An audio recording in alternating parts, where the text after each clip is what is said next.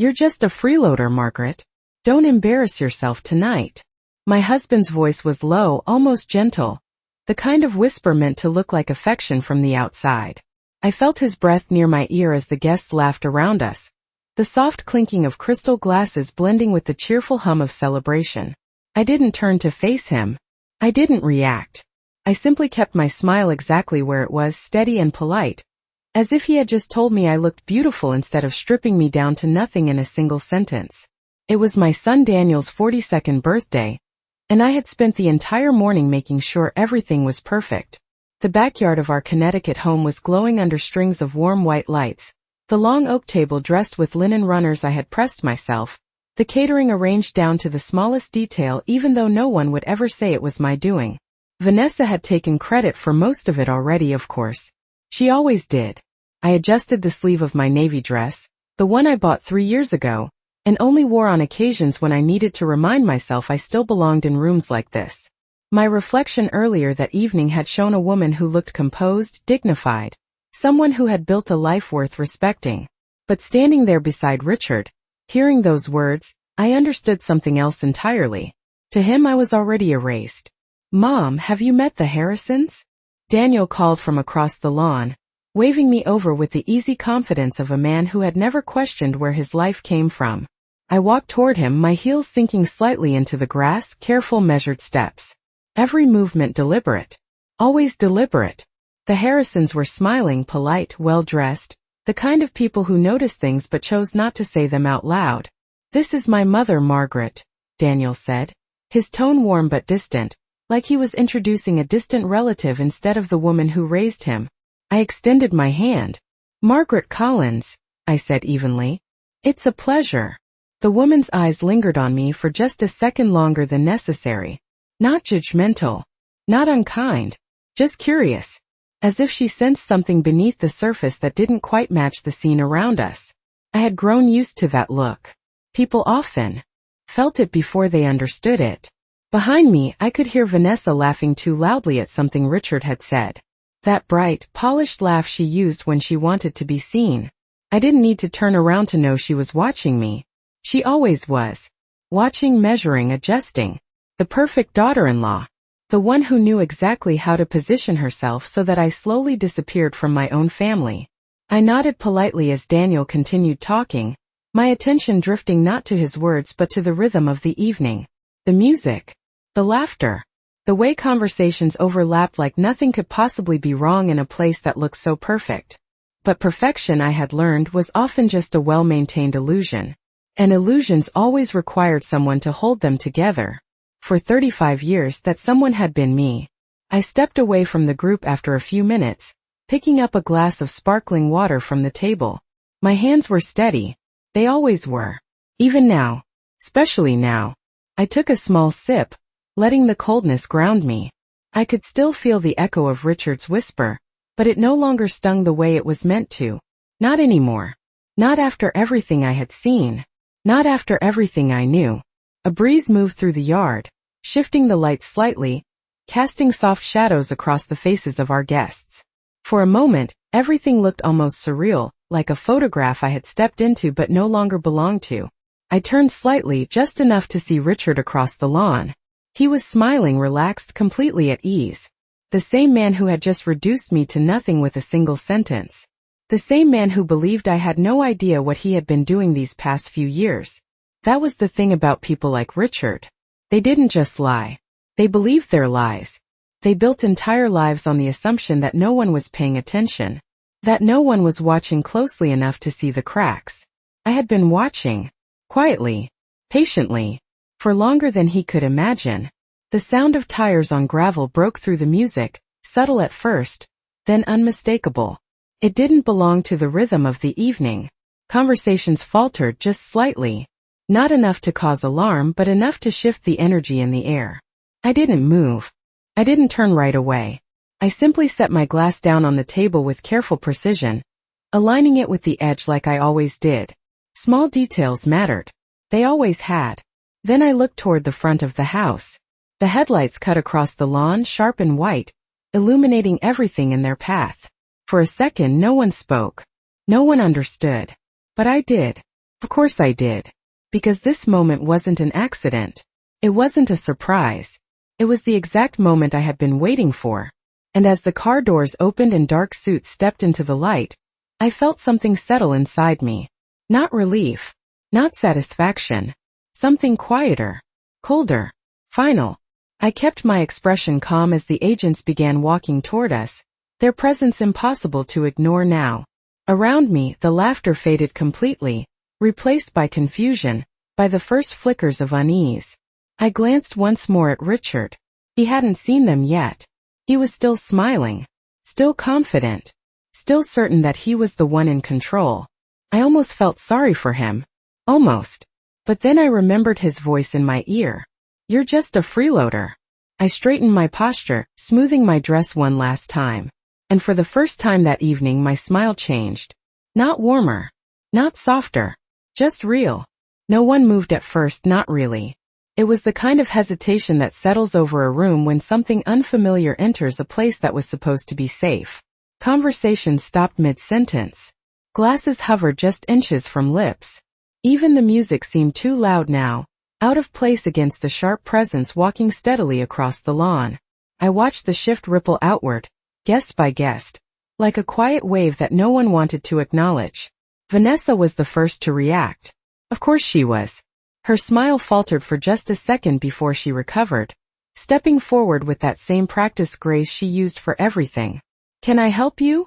she called out, her voice bright, almost cheerful, as if this were nothing more than a small misunderstanding at the door. The men did not answer right away. They moved with a calm that did not need to announce itself, their attention focused, their steps measured. Authority has a way of changing the air without raising its voice. I had always noticed that. Richard finally turned. It happened slowly, almost lazily, as though he expected nothing more than a minor interruption. I saw the exact moment it registered. The exact second his expression shifted just slightly, not enough for anyone else to see unless they were looking for it. I was. His smile did not disappear. It tightened. "Is there a problem?" he asked, stepping forward now, placing himself between them and the rest of the guests. Always the one in control. Always the one who believed he could manage any situation with the right tone, the right posture, the right words. For years that had been enough. I folded my hands lightly in front of me, my fingers resting against each other, steady, composed. I could feel the weight of the moment pressing in from every direction, but it did not touch me the way it touched the others. Not anymore. Daniel moved closer to his father, confusion written plainly across his face. "Dad, what is going on?" he asked, his voice lower now, uncertain. He looked younger in that moment, not the confident man hosting a celebration, but the boy who used to look to his father for answers to everything. Richard did not look at him. He kept his eyes forward. That told me everything. Vanessa's posture shifted again. Subtle but unmistakable. She was calculating now. Always calculating. Her eyes flicked briefly across the scene, taking inventory of who was watching, who was whispering, who might matter later. Then, just for a fraction of a second, her gaze landed on me. It lingered. Not long enough for anyone else to notice. Long enough for me to understand. She knew something had changed. She just did not know what. One of the agents spoke then, his voice even controlled, carrying just enough to reach everyone without effort. "Richard Collins," he said. Not a question. Not really. Richard straightened slightly, adjusting his jacket as if that small motion could restore the balance he was beginning to lose. "Yes," he replied. Calm. Measured. Still trying. Always trying. "We need to speak with you," the agent continued. Around us, the silence deepened. People were no longer pretending not to notice. They were watching now, openly, their curiosity replacing their discomfort. This was no longer a private moment. It had become something else entirely. Something public. Something irreversible. I took a slow breath, barely noticeable, and let it out just as quietly. The evening air felt cooler now, sharper against my skin. I could hear the faint rustle of leaves, the distant hum of traffic beyond the property, details that had been there all along but only revealed themselves when everything else fell away. Richard gave a small, controlled laugh. "I think there must be some kind of misunderstanding," he said, his tone shifting slightly softer, more persuasive. I had heard that tone before. Many times. It had worked before. It would not work tonight. Daniel looked between them, his confusion turning into something heavier. Dad, he said again, more urgently this time. Vanessa stepped closer to him, placing a hand lightly on his arm, grounding him, guiding him without words. She always knew exactly when to do that. Exactly how to appear supportive while positioning herself at the center of everything. I remained where I was, just outside the circle forming around Richard. Not part of it. Not separate from it either. Just there. Observing. As I had been for a very long time. The agent spoke again. This time with a finality that left no room for interpretation. And in that moment I saw it clearly. The shift. The fracture. The exact point where control slipped from Richard's hands and did not return. I did not move. I did not speak. I simply watched as the life he had built on quiet assumptions and careful omissions began, piece by piece, to come undone in front of everyone who had ever believed in it. And for the first time that night I was not the one being erased. I saw it in his eyes before anyone else understood what was happening. Not fear, not exactly. Richard was not the kind of man who allowed himself to feel fear in front of others. It was something else. A hesitation. A fracture in the certainty he had worn for so many years like a second skin. He opened his mouth to speak again, but this time the words did not come as easily. The agent held his gaze without effort, without hostility, just a steady presence that did not need to argue or convince. Around them, the guests had begun to shift closer, drawn in despite themselves, their earlier conversations forgotten entirely. The party had dissolved into a quiet circle of witnesses. I could hear someone set a glass down too quickly. The soft clink echoed louder than it should have. Vanessa tightened her grip on Daniel's arm, her fingers pressing just enough to anchor him, to remind him to stay still, to stay composed. But Daniel was no longer looking at her. He was staring at his father, searching for something familiar, something reassuring. It was not there. What is this about? Richard asked, his voice lower now, more controlled but thinner than before. He adjusted his stance again, a subtle shift of weight, as if finding the right position might restore the balance he had lost. I had watched him do that countless times over the years. Small adjustments. Small corrections. Always believing that control was something he could reclaim if he moved carefully enough. The agent spoke quietly, and though his words were not loud, they carried through the stillness with absolute clarity. I did not need to hear every detail. I already knew the shape of it. I had known for days. Daniel shook his head slightly, as if refusing to understand. There has to be a mistake, he said, his voice unsteady now, no longer the confident tone he used earlier in the evening. My father would never. He stopped himself. The sentence could not finish. Not anymore. Vanessa stepped forward then, releasing his arm, her expression shifting into something softer, more concerned, the version of herself she presented when she needed to appear reasonable, composed, supportive. Maybe we should take this inside, she suggested, her voice calm, diplomatic. There is no need to make a scene. A scene. I almost smiled at the word. She still believed this could be contained, that it could be moved behind closed doors and managed, redirected, rewritten into something smaller. But the moment had already outgrown her. It had outgrown all of them. The agent did not move. He did not agree. He simply remained where he was, and in doing so, he answered her without saying a single word. This was not something that would be hidden. This was not something that would be softened. Richard glanced around then, finally seeing what I had been seeing from the beginning. The faces. The eyes. The quiet judgment forming in the space where admiration had once lived. It is a strange thing, watching a man realize that the story he has been telling about himself no longer holds. I had wondered what that moment would look like. Now I knew. It was not dramatic. It was not loud. It was quiet. Subtle. Like a crack spreading through glass that no one notices until it is too late.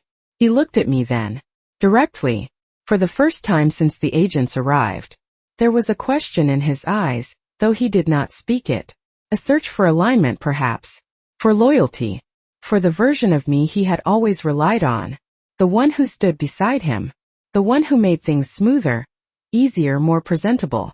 I held his gaze. I did not look away. I did not step forward. I did not step back. I simply remained exactly where I was. And in that stillness I gave him my answer. He understood. I saw it the moment it settled in. Not fully. Not completely. But enough. Enough to know that something had shifted in a way that could not be undone. Vanessa followed his line of sight and then looked at me as well. Her expression changed again, sharper this time, more searching. She was trying to place me within this moment, to understand my role, to measure how much I knew, how much I had seen, how much I had done. But she was already too late. I had stepped out of her calculations long before tonight. The agent spoke again, and this time there was no space left for negotiation. No room for interpretation. It was a conclusion, not a discussion. Richard exhaled slowly, a controlled release, as if he were still deciding how to respond, still believing there was a version of this where he could walk away intact. But even he could feel it now. The structure had already begun to collapse. Daniel took a step back, just one, but it was enough. Enough to create distance. Enough to show that something fundamental had broken between them. I watched it all with the same quiet attention I had carried for years. No raised voice. No sudden movement. Just observation. Just clarity. The kind that comes when everything you once questioned finally aligns into something undeniable. And standing there, surrounded by people who were only beginning to understand what was unfolding, I realized something simple. I was no longer waiting for the truth to reveal itself. It already had. 72 hours. Earlier, the house had been quiet in a way that felt almost staged, like a photograph where everything is in place but nothing is alive. I was standing in the kitchen, the morning light coming in through the tall windows, resting across the marble countertops that I had chosen years ago. Back when every decision in this house had still felt like mine. I poured myself a cup of coffee, black, the way I had always liked it, and stood there for a moment longer than necessary, watching the steam rise and disappear into nothing. Small things had started to feel different long before that morning. Not loud changes. Not obvious ones. Just small shifts that did not belong. Richard had begun taking his calls outside, stepping onto the patio even when the weather was cold, his voice low, his back turned. He had started locking his study door, something he had never done in 35 years of marriage. First, I told myself it was nothing. People change. Habits evolve. But change has a rhythm, and this did not follow any rhythm I recognized. It felt deliberate. I carried my coffee into the study that morning after he had left for the office, the door slightly open, just enough to suggest he had forgotten to close it completely. Or perhaps he had not forgotten at all. I paused at the threshold, my hand resting lightly against the frame, listening to the silence inside. The room still smelled faintly of his cologne, that familiar scent that once meant comfort and now felt like something else entirely. I stepped in slowly, my heels barely making a sound against the hardwood floor. Everything looked the same at first glance. The desk was organized, the leather chair pushed in neatly, the shelves lined with books he had not read in years but liked to display. But then I noticed it. A folder placed just slightly out of alignment with the rest. Richard was meticulous. He did not leave things out of place. Ever. I set my coffee down carefully and reached for it, my fingers steady, my breathing even. Inside were documents. Financial statements. Numbers that did not match the accounts I knew. Transfers that had no explanation. Amounts large enough to matter. Patterns clear enough to recognize once you knew where to look. I did not react.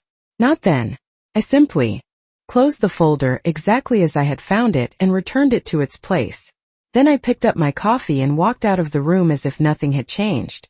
But everything had. That afternoon I sat in the sunroom, the one place in the house that still felt untouched, and began to think. Not emotionally. Not impulsively. Carefully. Methodically. I went back through the past year in my mind piece by piece, like assembling a puzzle I had not realized I was building. The sudden business trips.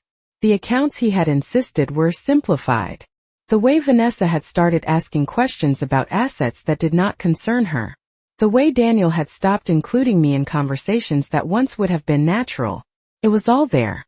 It had been there for a long time. I had simply chosen not to see it. That evening I made a call. A quiet one. To a man I had not spoken to in over a decade. Martin Hale. an attorney who had once helped us structure our earliest investments, back when Richard still believed in doing things the right way. He answered on the second ring, his voice older but still precise. "Margaret," he said, surprised but not unkind. "It has been a long time." "Yes," I replied. "It has." I did not explain everything. Not at first. I asked questions. Careful ones. About certain types of transactions. About what patterns might indicate.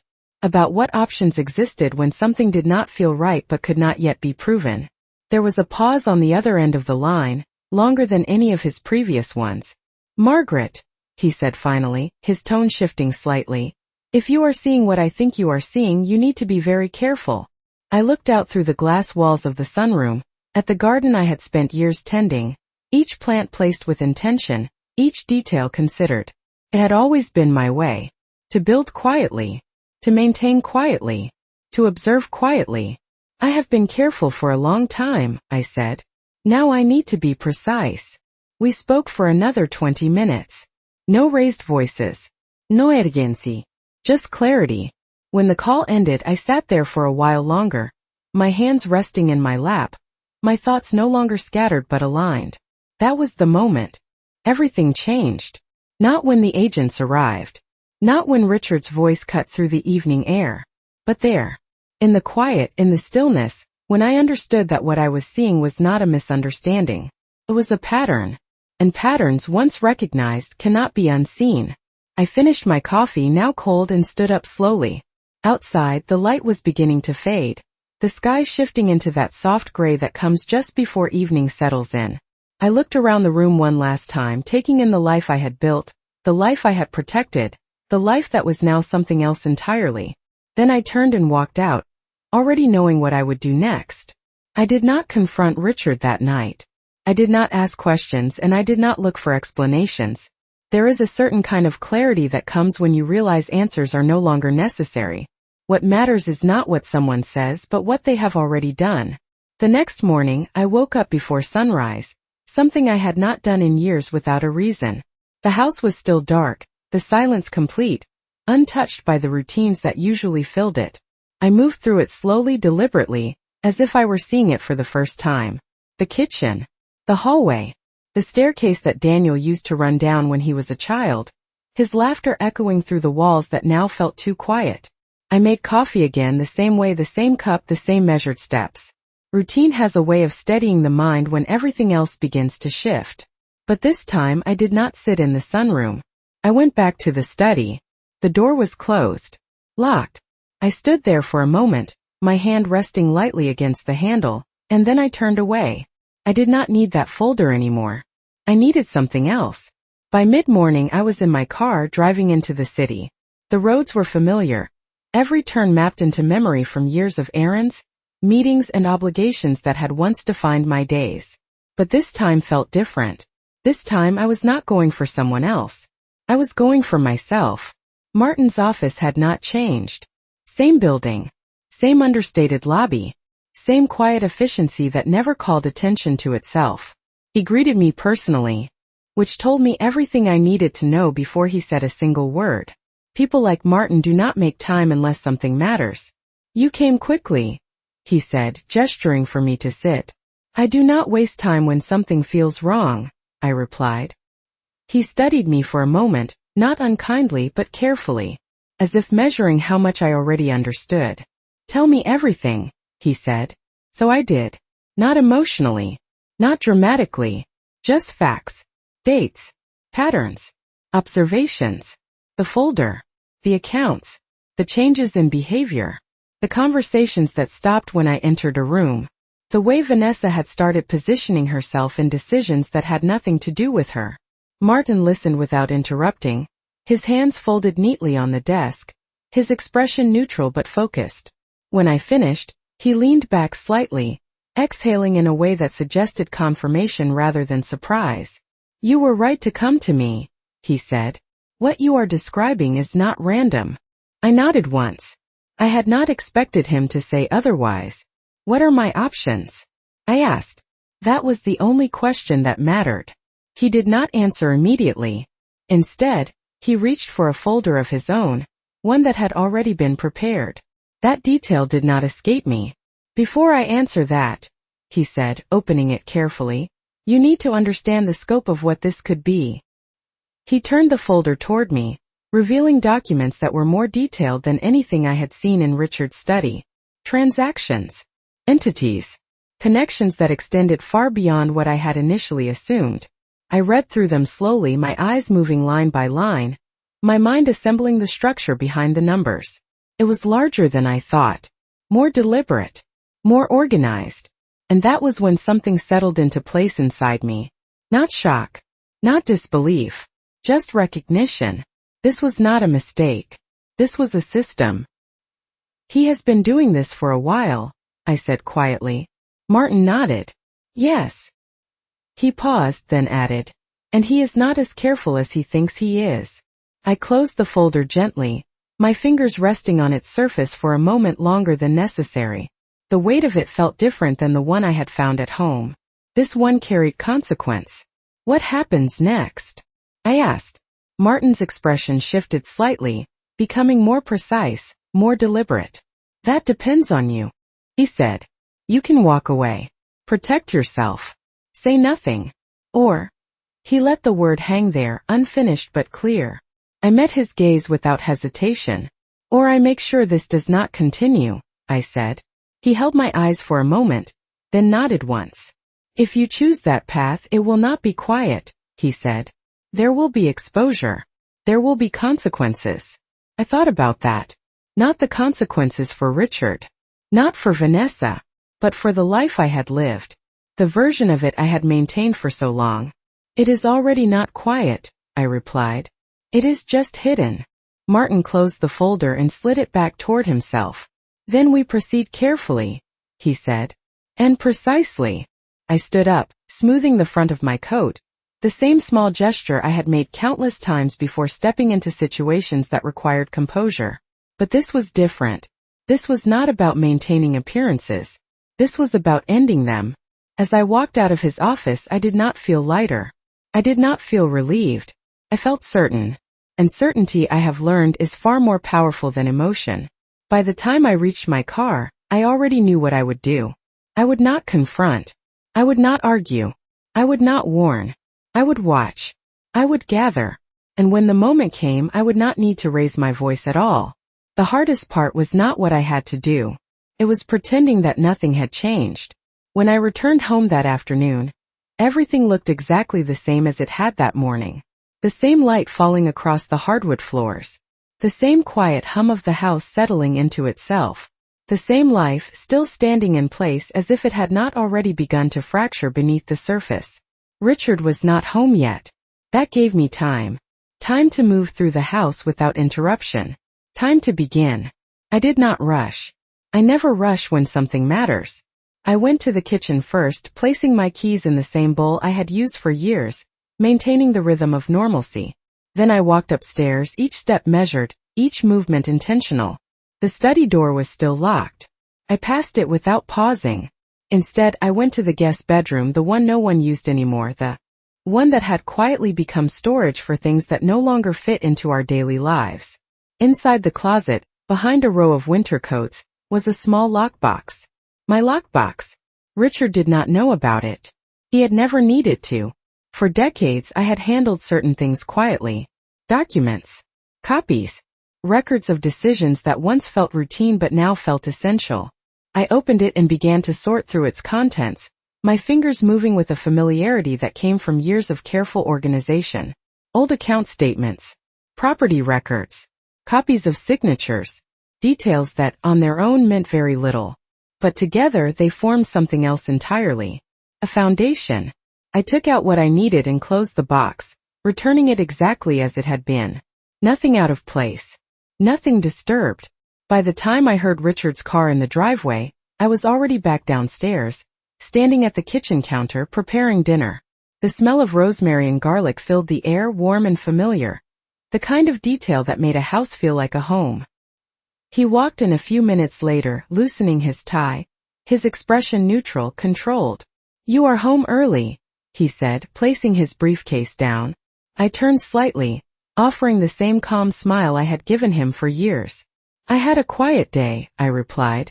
He nodded, not looking at me for long, his attention already shifting elsewhere.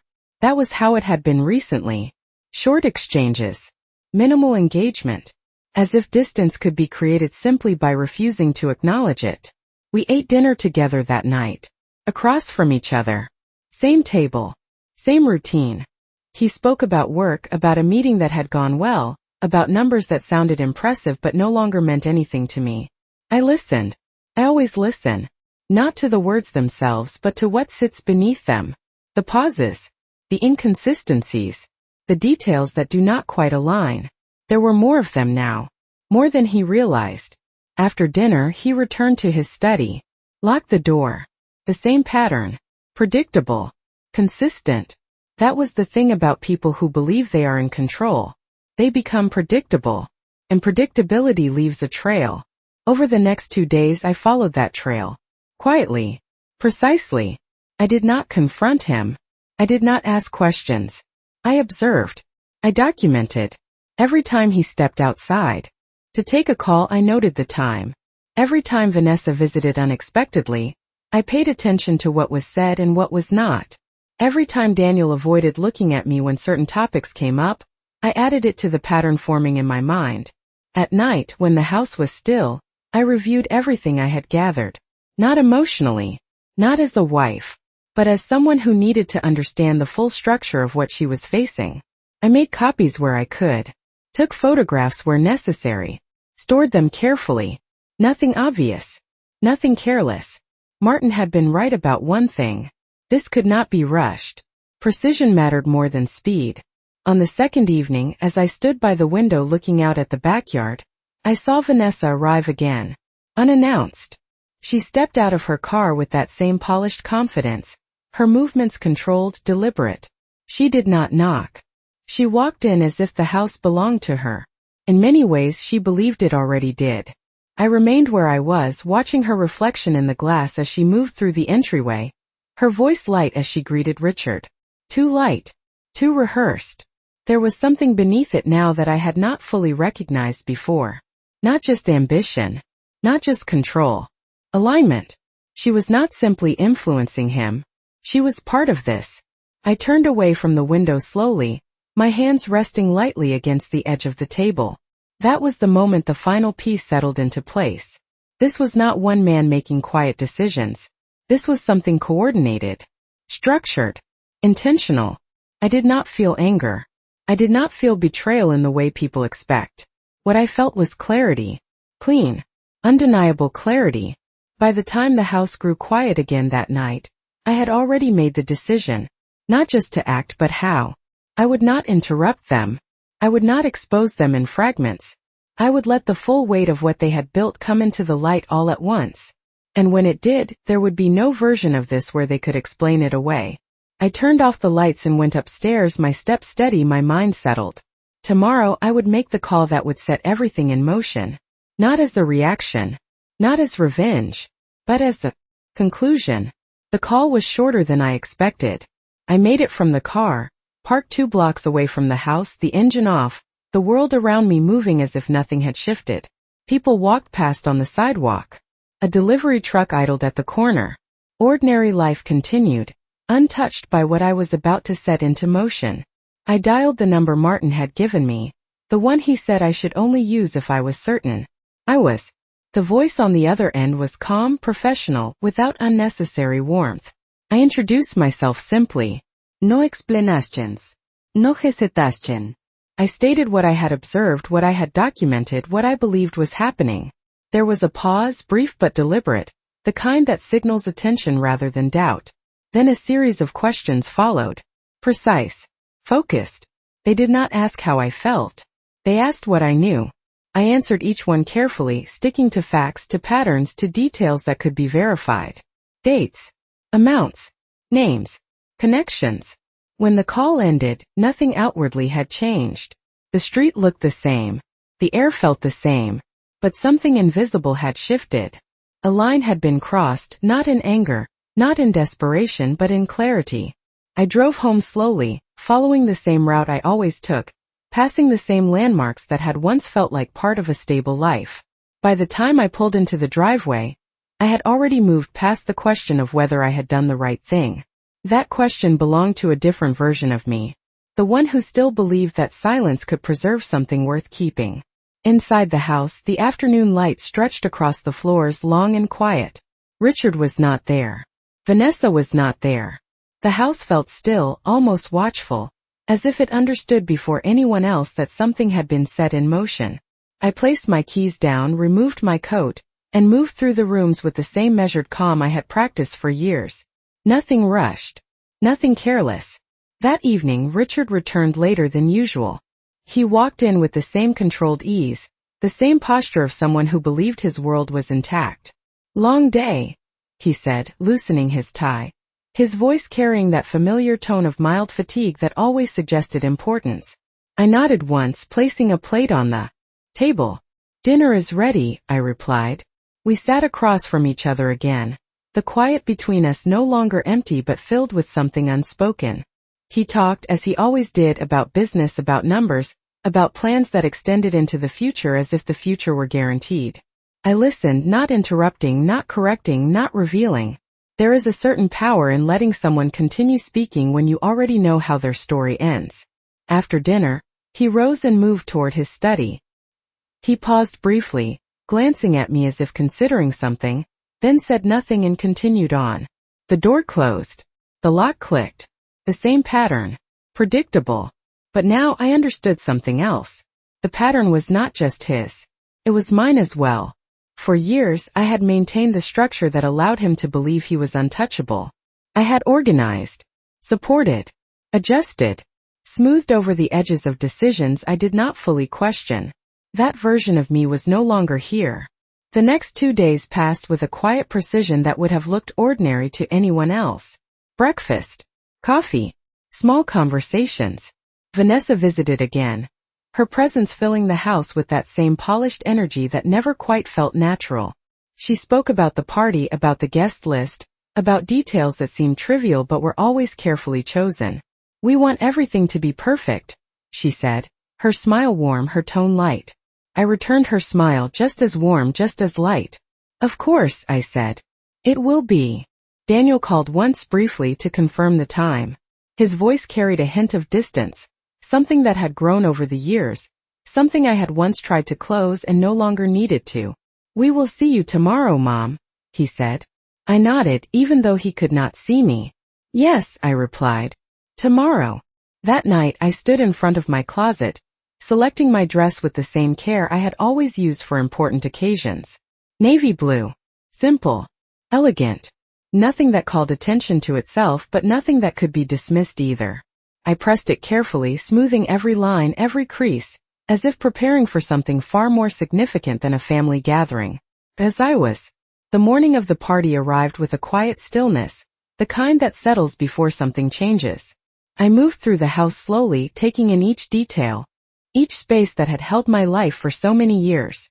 The kitchen, the hallway, the study door still closed, still locked. I paused there for just a moment, my hand resting lightly against the wood, not to open it, but to acknowledge it. Then I turned away. By the time the first guests arrived that evening, everything was in place.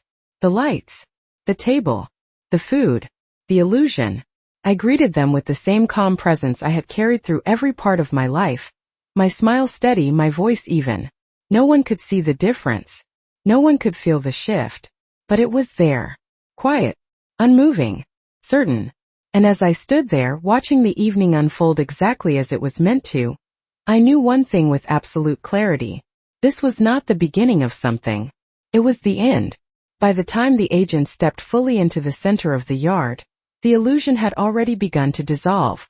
Conversations had stopped entirely now, replaced by a silence that felt heavier than any noise could have been. People were no longer pretending to enjoy themselves. They were watching. Carefully. Intently.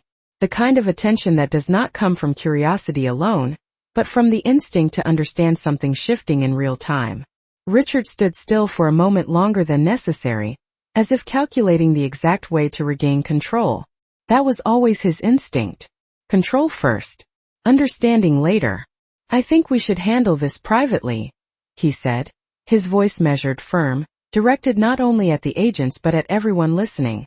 It was a performance, a final attempt to frame the moment on his terms. But the moment no longer belonged to him.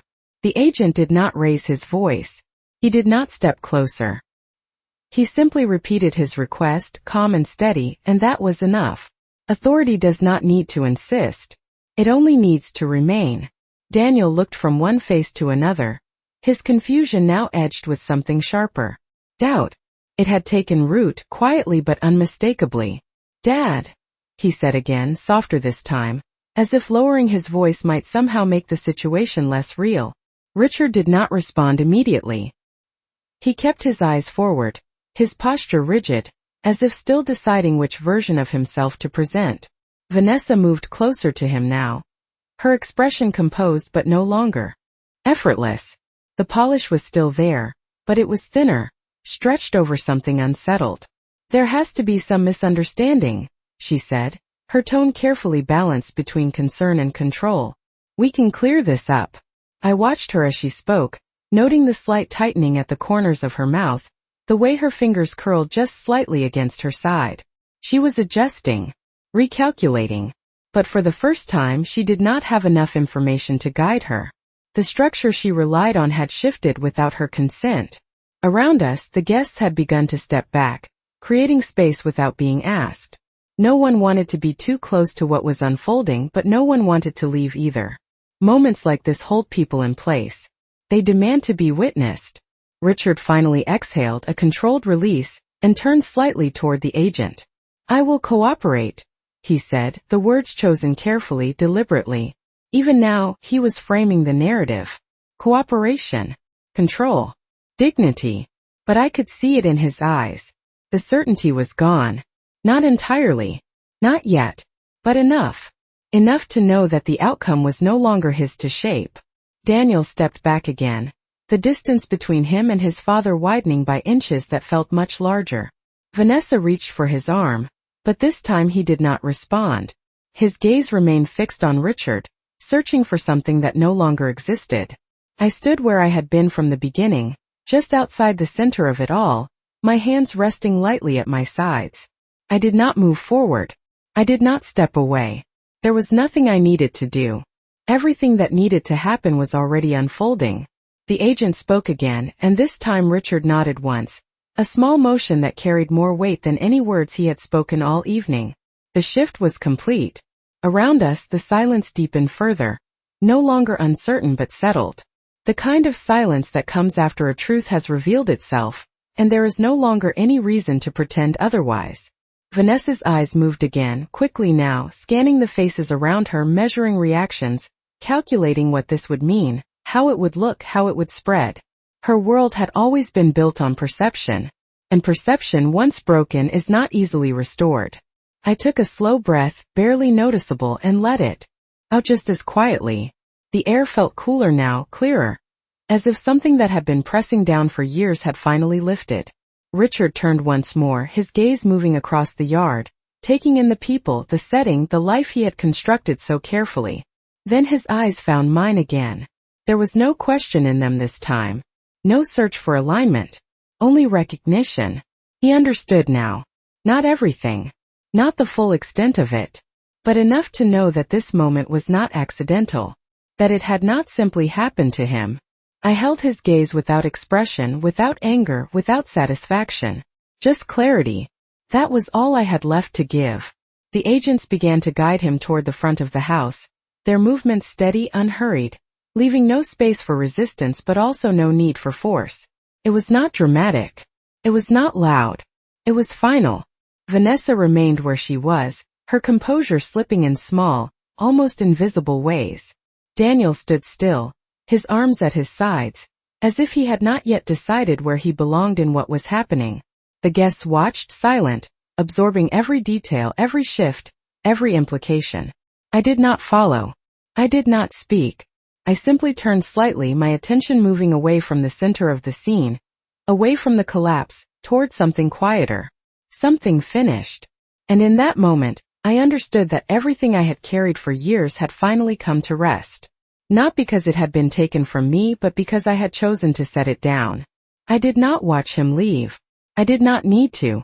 The sound of footsteps fading, the quiet murmur of voices near the front of the house, the subtle shift in the air as the center of attention moved away from the yard, that was enough.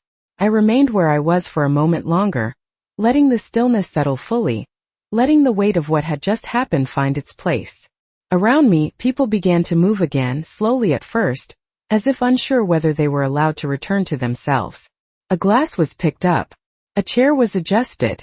Someone cleared their throat, too loudly for the silence that still lingered. The party did not resume. Could not. Something had been revealed that did not allow for easy transitions back into celebration. Vanessa was the first to break. Not dramatically, not outwardly, but I saw it in the way her shoulders lost their perfect alignment, in the way her gaze no longer held steady on any one point. She turned to Daniel, speaking quickly, her voice low, urgent, trying to reassemble something that had already fallen apart. He did not answer her right away. He stood there, still, his eyes unfocused, as if he were trying to reconcile two versions of the same man and finding that they could not exist together. I took a step back, then another, moving away from the center of the yard, away from the fragments of a scene that no longer required my presence. No one stopped me. No one called my name. That, more than anything, told me how complete the shift had been.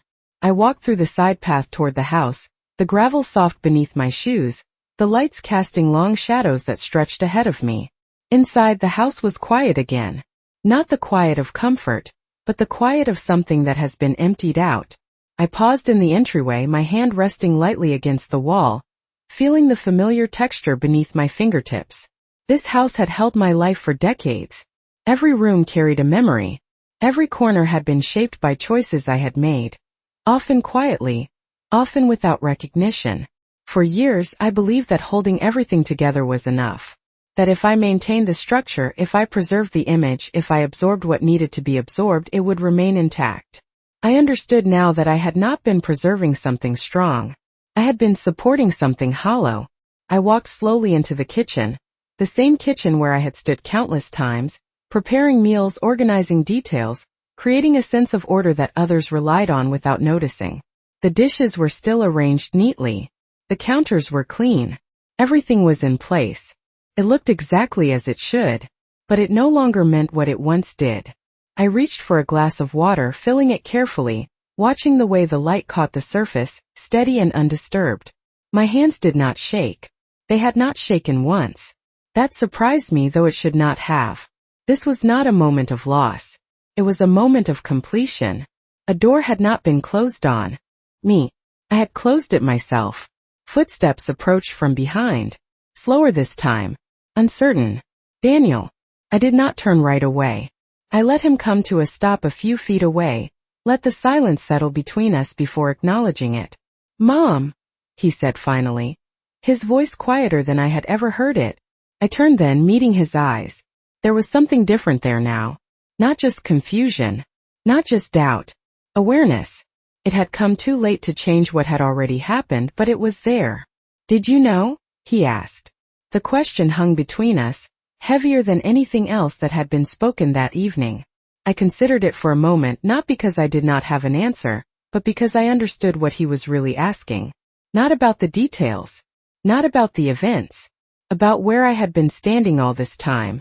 I held his gaze steadily. I knew enough, I said. No accusación. No explanación. Just the truth delivered without weight. He looked at me, searching for something more. Something to hold on to. But there was nothing left to give him in that way. Not tonight. Perhaps not ever. Behind him I could hear Vanessa's voice again, sharper now, trying to regain control, to direct, to manage. It sounded smaller than it had before. Less certain. I glanced past him briefly, then back again. You should go to her, I said gently. Not as a dismissal. As a statement of where his life now stood. He hesitated just for a second, then nodded slowly. That was all. No apology. No defense. Just a quiet acknowledgement that something had shifted in a way neither of us could undo. He turned and walked back toward the yard. Toward the life he would now have to face without the illusions that had once supported it. I watched him go, then turned away, setting my glass down with the same careful precision I had used for everything else. I walked upstairs, my steps unhurried, my posture steady, passing the study door without a glance. I did not need to open it. There was nothing left inside that belonged to me. In my bedroom I paused for a moment, looking around at the space that had once felt shared and now felt singular. Not empty. Not diminished. Just mine. I removed my earrings, placing them gently on the dresser, then smoothed the front of my dress one last time. A small gesture. Familiar one. The kind that marks the end of something. I turned off the light and stepped away, leaving the room exactly as it was. And as I moved forward quietly without hesitation, I realized something simple and undeniable. I had not raised my voice. I had not asked for anything. I had simply allowed the truth to stand on its own. And that had been enough.